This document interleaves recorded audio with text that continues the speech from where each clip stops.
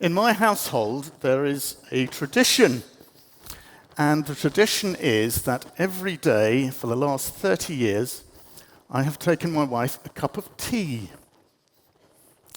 And at this point, they're all wondering, why have we invited this mad English person to come to Cascais to talk about what happens in his bedroom in the mornings?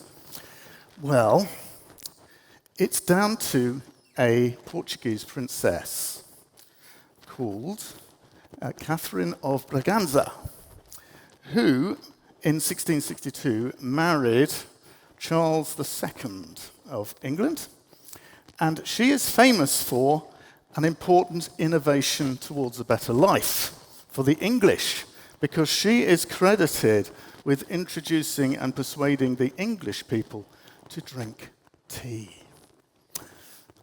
And so our cooperation and influence has been going on between our two countries for centuries. In fact, it goes back further than that, because the Aliança Lusa Inglesa goes back 650 years and was celebrated last year.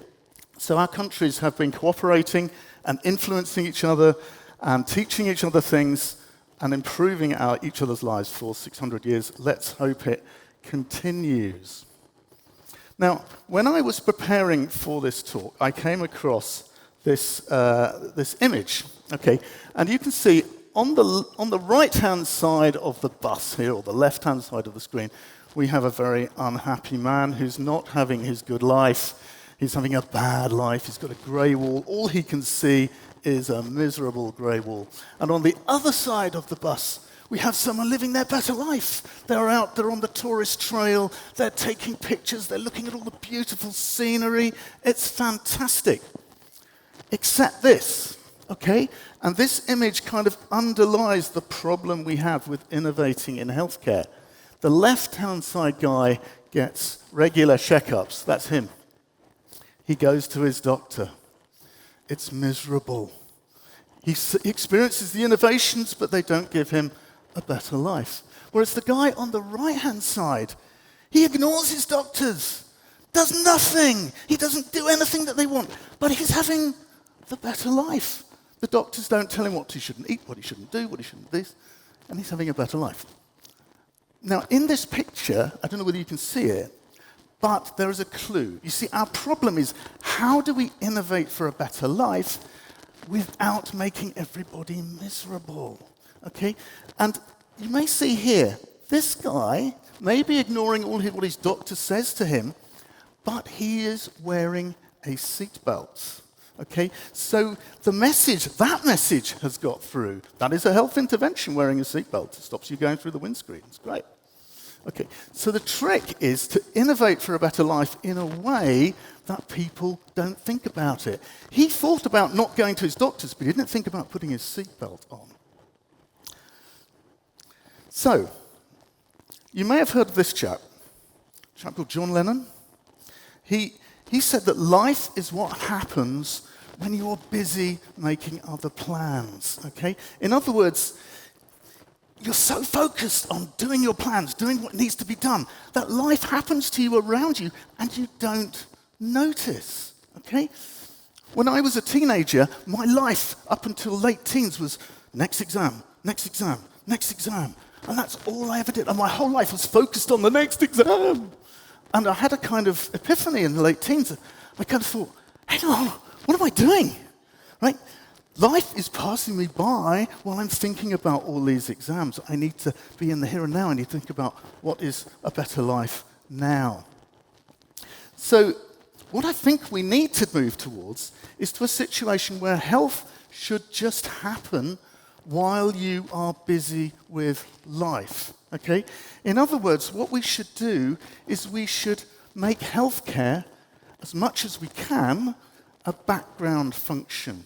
As soon as we are foregrounding healthcare, we are saying to people, you need to do this, you need to do that, you need to take this test, whatever, and we're potentially damaging their life. Now, I realize this is a counsel of perfection, but I think it's a question that's worth asking whenever we're talking about innovation. Are we foregrounding our healthcare and our innovations, or are we backgrounding them so that the person they're aimed at can have a better life? So what I'm going to do is I'm going to sort of try and paint a picture for you of the important things that I think we need to consider when thinking about innovation in healthcare. But there are certain things that we need to get rid of first that must stay outside of the frame. Okay, so the first one is medicalization, all right? That is the making things medical that don't need to be medical, right? If you look at my Twitter feed and look at all the ads on it, you will find a lot of ads are trying to tell me that I have a serious medical problem that I should be worried about, that I should be doing something about. Can you guess what it is? Right? I haven't got any hair on my head, right?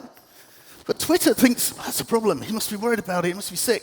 We need to do something about it. No, let's not medicalize what is a perfectly normal physiological situation.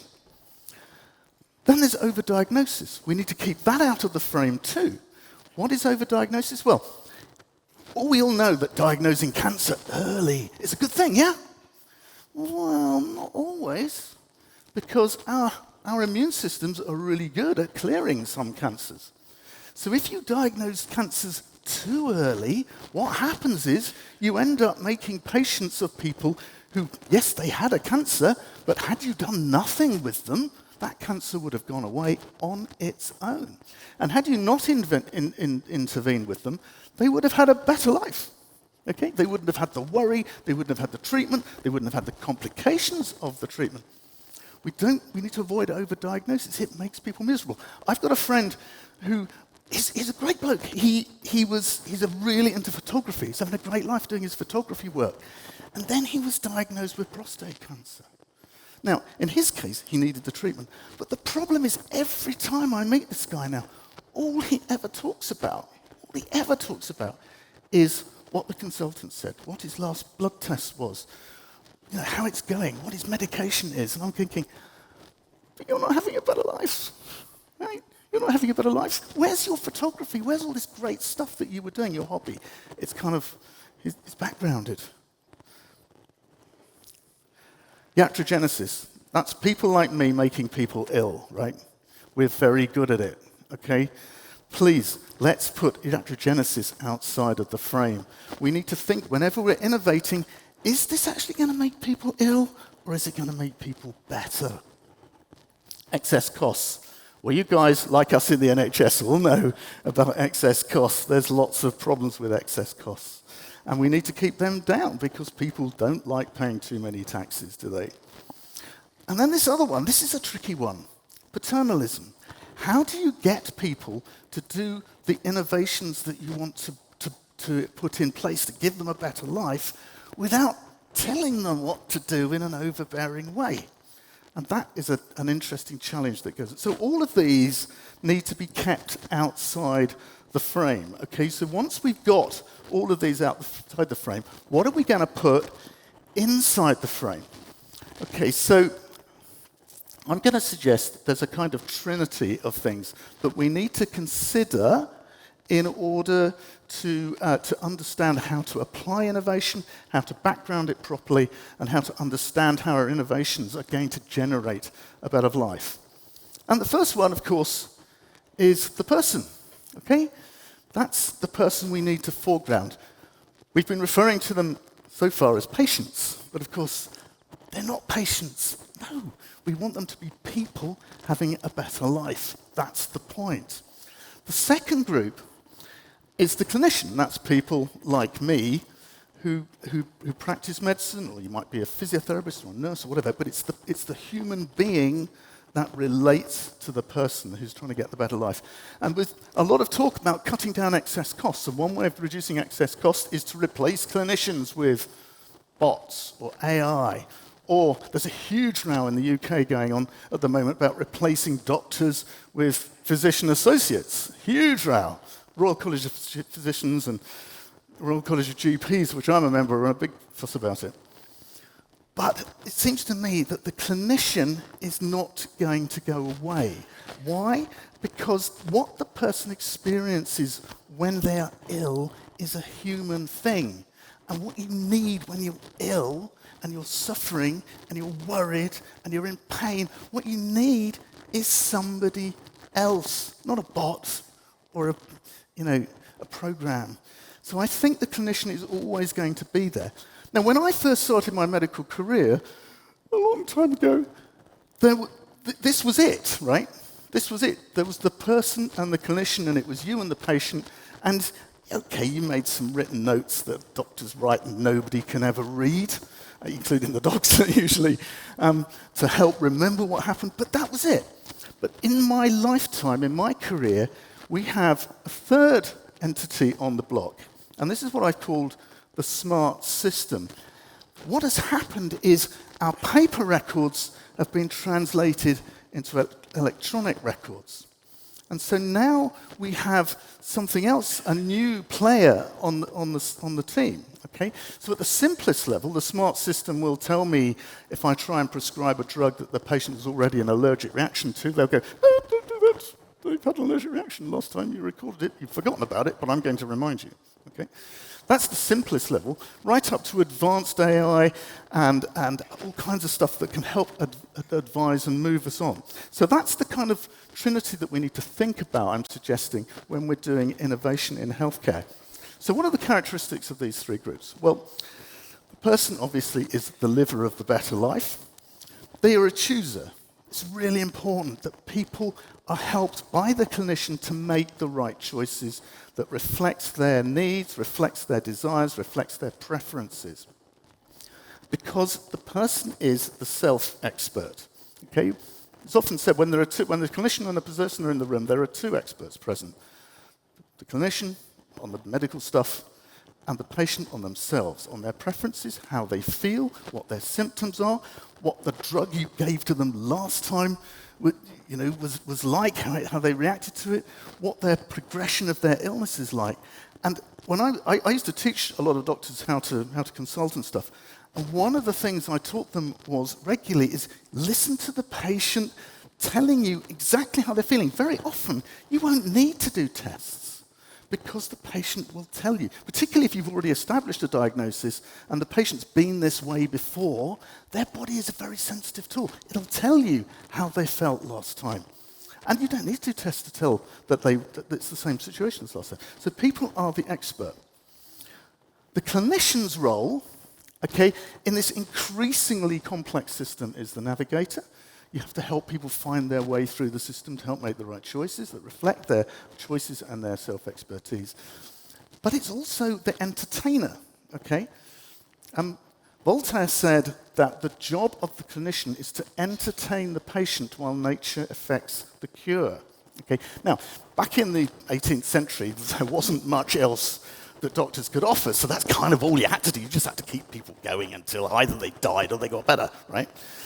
These days, we can do a bit better, okay, but the role of entertainer is still there because we want to have people having their better life. We don't want to drag them in, tell them everything horrible, make them miserable. We need to entertain them. We tell them as much as they need to know, but we entertain them. If you've ever had the experience of seeing a really good clinician where you're a bit worried about something, you're not sure, you go in, and they talk to you, and you come out and you think, oh,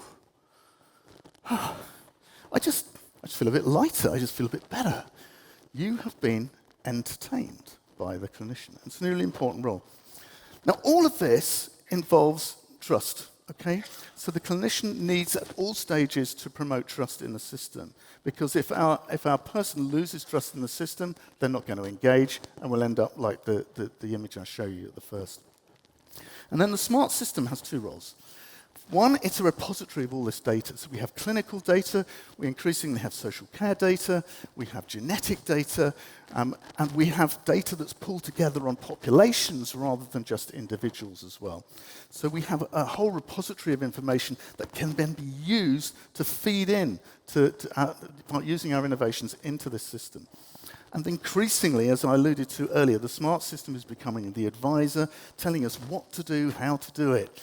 And then we have to make, as clinicians and the person involved, make the judgment as to how that's going to give them their better life. So That's the outside. So what I'm going to do is just give you 3 examples from my experience in Leicester that I've been kind of either directly or indirectly involved with, of innovations in healthcare, and show you how they relate to this kind of model that I'm presenting to you. So the first one is called PSTEP, okay? And that stands for Personalized Space Technology Exercise Platform, okay? And in Leicester, we have the National Space Centre, and Leicester University has quite a lot of expertise in satellite technology.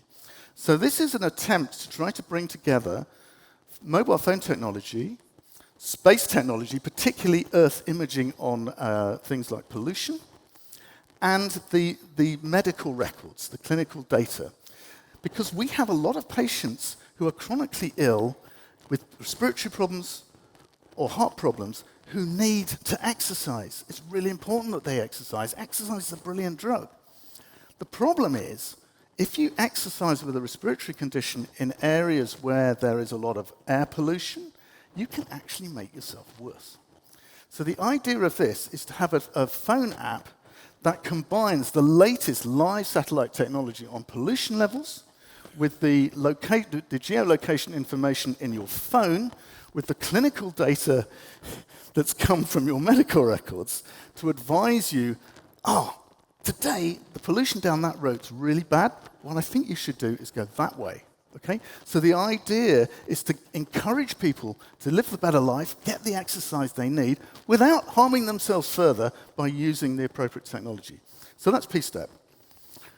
Another thing I've been involved with is the EXCEED study. Now, this is a genetic cohort study where we have recruited 10,000 people from Leicestershire, and they have kindly given us their DNA, and we have taken their clinical records, and they've given us permission to do that.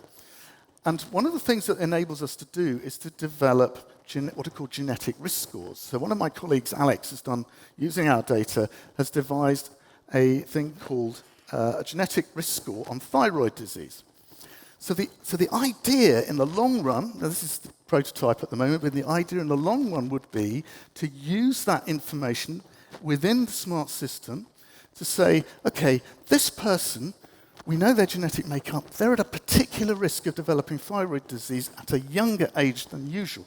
So in this person, with precision medicine, what we will do, we will start the screening process maybe a little bit earlier, to pick up their thyroid disease earlier. And we have to then work out the best position to not overdiagnose or not underdiagnose. And this, of course, sits in the background. We're backgrounding this. So that the idea that the patient goes to see their clinician and the test just gets done as part of their routine treatment, they don't have to think about it. My last one, as I want to talk about, is one I've been involved in directly. It's called the GP funding model. And this takes the data from the smart system not on an individual patient basis, but on a population basis. And what we're doing there is we're using the diagnostic data on our population of 1.2 million people to calculate what the need level is in the population so that we can allocate resources that we have from central government, from central taxation, to our general practices. So again, this is all backgrounded innovation. The person never needs to think about this. All they know is that they're going to their GP and they're getting their services. So those are the 3 examples of kind of how this all fits together. So in summary, let us try as far as possible to background our healthcare interventions, not foreground them and risk making people worse. Let's get rid of these various things along the bottom and bear them in mind and try and keep them out of the picture as much as possible. And always bear in mind, we're foregrounding the person. The clinician needs to take a step back. The smart system needs to take a step back in order to innovate for a better life. Thank you.